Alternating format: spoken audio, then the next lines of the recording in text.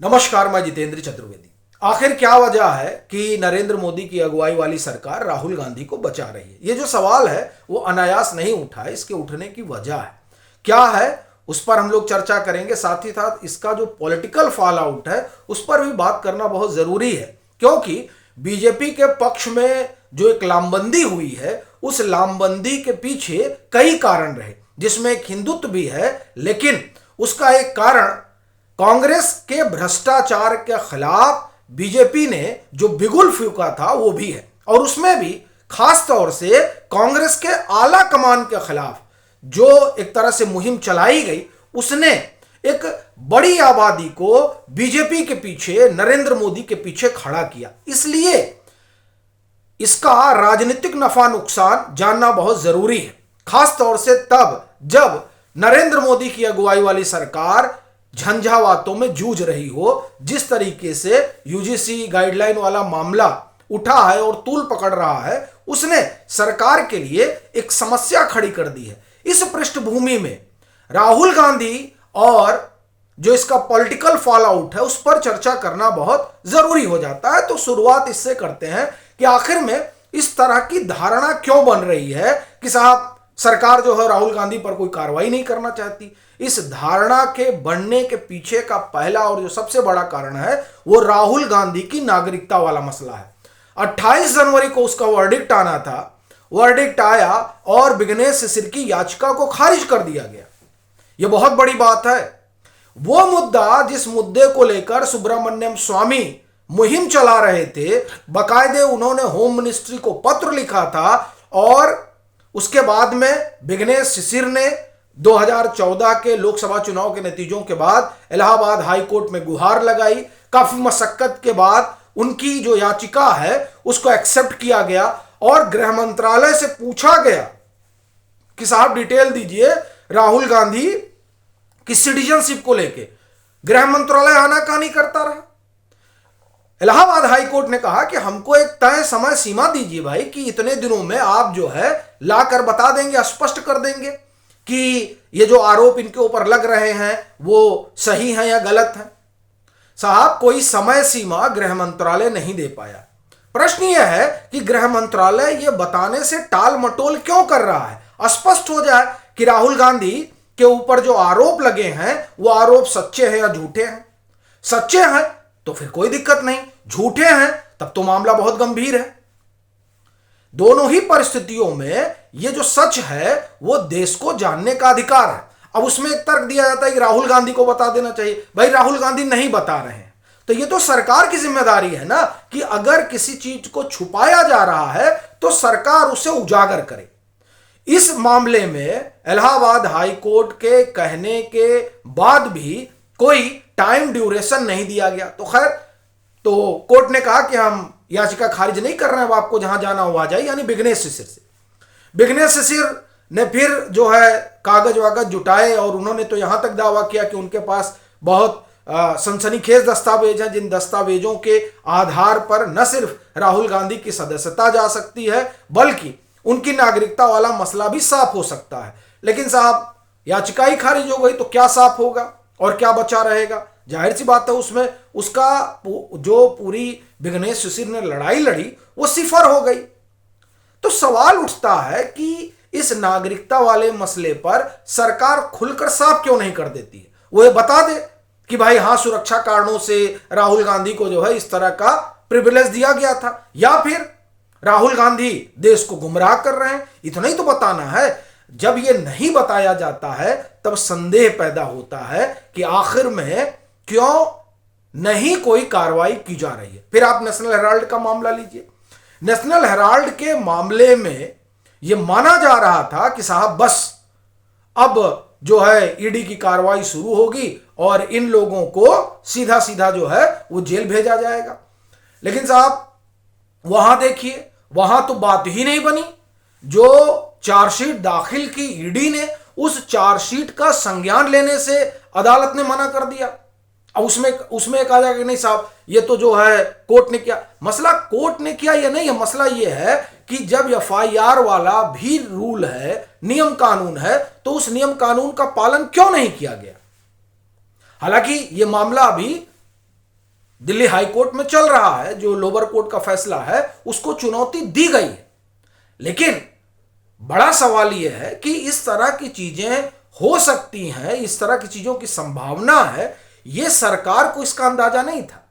यह बड़ा सवाल है। अब ये चीजें जो है ये वाकई में एक परसेप्शन क्रिएट करती हैं जो सरकार के खिलाफ जाता है, और खास तौर से तब जब सरकार लगातार, और आप देखिए कि जो सरकार से जुड़े हुए लोग हैं, पार्टी, भाई बीजेपी जो है वो हमलावर रहती है हमेशा। अब जब आप इस तरह के हमले करते हैं और प्रधानमंत्री ये कहते हैं कि ना खाऊंगा ना खाने दूंगा, ऐसी परिस्थिति में जब इस तरह के लोग आरोप लगाकर, झूठ बोलकर बचकर टहलते हैं, तब उस जनता के जहन में प्रश्न खड़ा होता है जिसने नरेंद्र मोदी को चुना अपने भाग्य विधाता के रूप में। देखिए, तीसरी बार प्रधानमंत्री के तौर पर नरेंद्र मोदी को भारत की जनता ने अपना जनादेश दिया है। यह बहुत बड़ी बात होती है। पंडित जवाहरलाल नेहरू के बाद प्रधानमंत्री के तौर पर तीसरी बार सत्ता में आने वाले लगातार अकेले नरेंद्र मोदी हैं। यानी इस जनता ने नरेंद्र मोदी को इतिहास पुरुष बना दिया। तो इसलिए उसको खटकता है कि साहब अभी देखिए गलवान को लेकर क्या चल रहा है, चीन को लेकर क्या चल रहा है। राहुल गांधी जो है सदन में खड़े हो जा रहे हैं और रिटायर्ड जनरल मनोज मुकुंद नरवणे साहब की जो किताब प्रिंट नहीं हुई है उसका वो हवाला देने लगते हैं।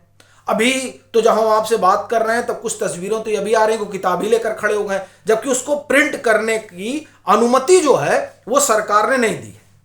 अब सवाल ये उठता है कि सरकार ने क्यों नहीं दी है। एक दूसरा, चलिए सुरक्षा कारण है, इस वजह से सरकार ने नहीं दी।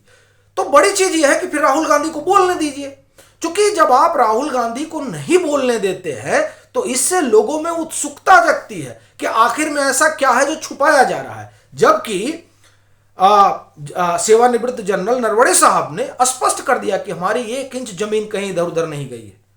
तो सारी चीजें साफ है, फिर भी जो है राहुल गांधी को नहीं बोलने दिया जाता है, और नहीं बोलने के पीछे का कारण उसी संसद में बताया जाता है कि ये सदन को गुमराह कर रहे हैं।